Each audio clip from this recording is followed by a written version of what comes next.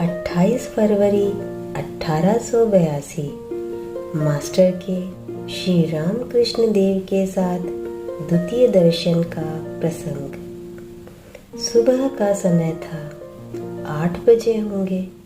श्री रामकृष्ण उस समय दाढ़ी बनवाने की तैयारी में थे। तब भी थोड़ी ठंड थी, इसलिए वे शरीर पर गरम किनारीदार शॉल ओढ़े हुए थे। मास्टर को देखकर उन्होंने कहा, तुम आए हो? अच्छा, यहाँ बैठो। यह वार्तालाप श्री रामकृष्ण के कमरे के दक्षिण पूर्व बरामदे में हो रहा था। नाई आया हुआ था। श्री रामकृष्ण देव उसी बरामदे में बैठकर दाढ़ी बनवाने लगे। बीच बीच में वे मास्टर के साथ बातचीत कर रहे थे। श्री रामकृष्ण देव ने मास्टर से कहा, क्यों जी, तुम्हारा घर कहाँ है? मास्टर जी, कलकत्ते में। श्री रामकृष्ण देव ने कहा, यहाँ कहाँ आए हो? मास्टर, यहाँ वाराह नगर में बड़ी दीदी के घर आया हूँ, ईशान कविराज जी के यहाँ। श्री रामकृष्ण देव ने कहा, ओहो, ईशान के यहाँ? क्यों जी, केशव अब कैसा है? बहुत बीमार था। मास्टर जी हाँ, मैंने भी सुना था कि बीमार है, पर अब शायद अच्छे हैं। श्री रामकृष्ण देव ने कहा, मैंने तो केशव के लिए माँ के निकट नारियल और चीनी की पूजा मानी थी। जब रात में नींद उचट जाती थी, तब माँ के पास रोता और कहता था, माँ, केशव की बीमारी अच्छी कर दे। केशव अगर ना रहा तो मैं कलकत्ते जाकर बातचीत किससे करूँगा? इसी से तो नारियल चीनी मानी थी। क्या तुम्हारा विवाह हो गया है? मास्टर ने कहा, जी हाँ। श्री रामकृष्ण चौंक कर बोले, अरे रामलाल, अरे अपना विवाह तो इसने कर डाला। श्री रामकृष्ण ने फिर पूछा, क्या तुम्हारे लड़के बच्चे भी हैं? मास्टर का कलेजा कांप उठा। डरते हुए बोले, जी हाँ, लड़के बच्चे हुए हैं। श्री रामकृष्ण ने फिर दुख के साथ कहा, अरे लड़के भी हो गए। इस तरह तिरस्कृत हो मास्टर चुपचाप बैठे रहे। उनका अहंकार चूर्ण होने लगा। कुछ देर बाद श्री रामकृष्ण सस्नेह कहने लगे, देखो, तुम्हारे लक्षण अच्छे हैं। यह सब मैं किसी के कपाल, आंखें आदि को देखते ही जान लेता हूँ। अच्छा, तुम्हारी स्त्री कैसी है?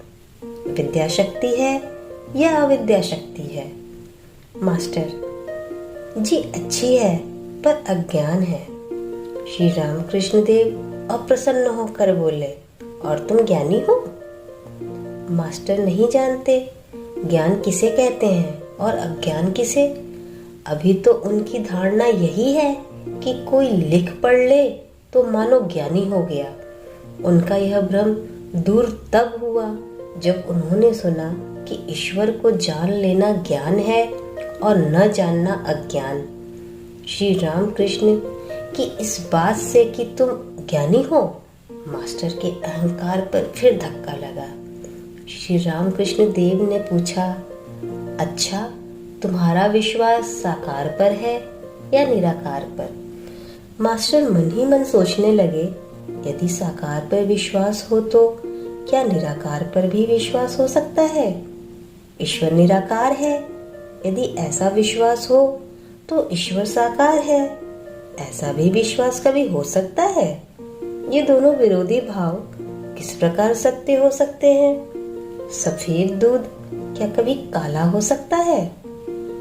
मास्टर ने कहा, निराकार मुझे अधिक पसंद है। श्री रामकृष्ण देव ने कहा, अच्छी बात है।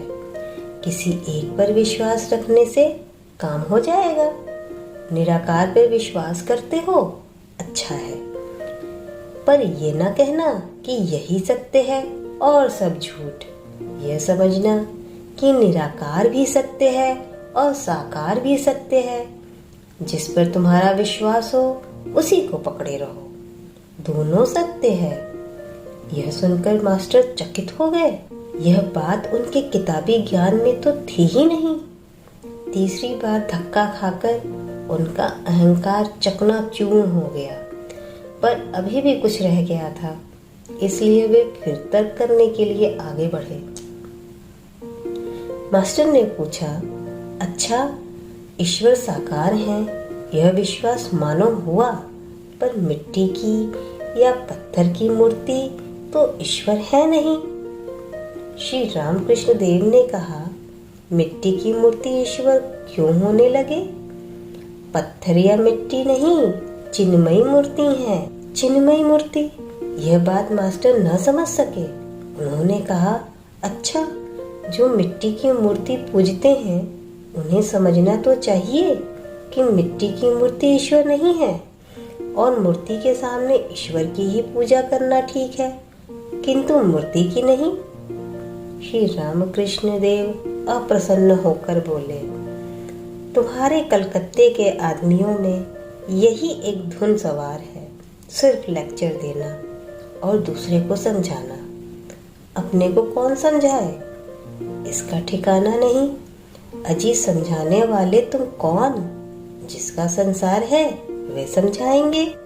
जिन्होंने सृष्टि रची है, सूर्य, चंद्र, मनुष्य, जीव जंतु बनाए हैं, जीव जंतुओं के भोजन के उपाय सोचे हैं, उनका पालन करने के लिए माता पिता बनाए हैं, माता पिता में स्नेह का संचार किया है, वे समझाएंगे।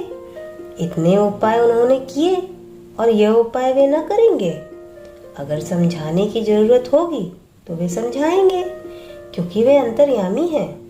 यदि मिट्टी की मूर्ति पूजने में कोई भूल होगी तो क्या वे नहीं जानते कि पूजा उन्हीं की हो रही है? वे उसी पूजा से संतुष्ट होते हैं। तुम यह चेष्टा करो जिससे तुम्हें ज्ञान हो, भक्ति हो। अब शायद मास्टर का अहंकार बिल्कुल चूर्ण हो गया। वे सोचने लगे, ये जो कह रहे हैं वो ठीक ही तो है। मुझे दूसरों को समझाने की क्या जरूरत? क्या मैंने ईश्वर को जान लिया है या मुझ में उनके प्रति विशुद्ध भक्ति उत्पन्न हुई है? यह ईश्वरीय ज्ञान है। ये जो बातें कह रहे हैं वे कैसे हृदय को स्पर्श कर रही है? श्री रामकृष्ण के साथ मास्टर का यही प्रथम और अंतिम तर्कवाद था। श्री रामकृष्ण देव ने कहा, तुम मिट्टी की मूर्ति की पूजा की बात कहते थे। यदि मूर्ति मिट्टी की भी हो तो उस पूजा की जरूरत है। देखो, सब प्रकार की पूजाओं की योजना ईश्वर ने ही तो की है। जिनका यह संसार है उन्होंने ही यह सब किया है। जो जैसा अधिकारी है उसके लिए वैसा ही अनुष्ठान ईश्वर ने किया है। लड़के को जो भोजन रुचता है और जो उसके लिए सह है, वही भोजन उसके लिए माँ पकाती है। सर्वदा ईश्वर का नाम गुणगान करना चाहिए, सत्संग करना चाहिए, बीच बीच में भक्त और साधुओं से मिलना चाहिए। संसार में दिन रात विषय के भीतर पड़े रहने से मन ईश्वर में नहीं लगता। कभी कभी निर्जन स्थान में जाकर ईश्वर की चिंता करना बहुत जरूरी है। प्रथम अवस्था में बीच बीच में एकांतवास किए बिना ईश्वर में मन लगाना बड़ा कठिन है। ध्यान करना चाहिए मन में, कोने में और वन में, और सर्वदा सत असत विचार करना चाहिए। ईश्वर की सत अथवा नित्य वस्तु है और सब असत अनित्य। बारंबार इस बात का विचार करते हुए मन में अनित्य वस्तुओं का त्याग करना चाहिए। मास्टर विनीत भाव से बोले, संसार में किस तरह रहना चाहिए? श्री रामकृष्ण देव ने कहा, सब काम करना चाहिए, परंतु मन ईश्वर में रखना चाहिए।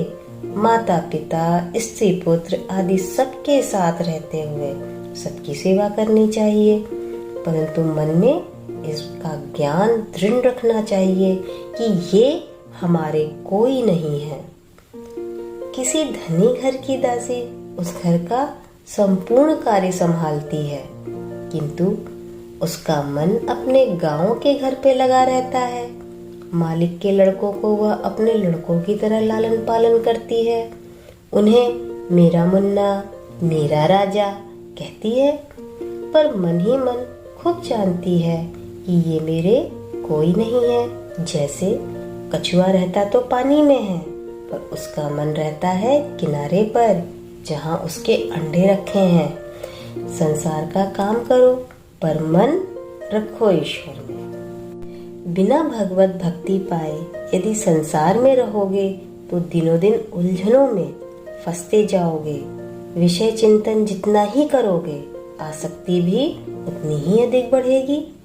हाथों में तेल लगाकर कटहल काटना चाहिए, नहीं तो हाथों में उसका दूध चिपक जाता है। भगवत भक्ति रूपी तेल हाथों में लगाकर संसार रूपी कटहल के लिए हाथ बढ़ाओ। परंतु यदि भक्ति पाने की इच्छा हो तो निर्जन में रहना होगा। मक्खन खाने की इच्छा हो तो दही निर्जन में ही जमाया जाता है। हिलाने डुलाने से दही नहीं जमता। इसके बाद निर्जन में ही सब काम छोड़ दही मथा जाता है, तभी मक्खन निकलता है। देखो, निर्जन में ही ईश्वर का चिंतन करने से यह मन भक्ति, ज्ञान और वैराग्य का अधिकारी होता है। संसार जल है और मन मानो दूध। यदि पानी डालोगे तो दूध पानी में मिल जाएगा, पर यदि दूध का निर्जन में मक्खन बनाकर यदि पानी में छोड़ोगे तो मक्खन पानी में उतराता रहेगा।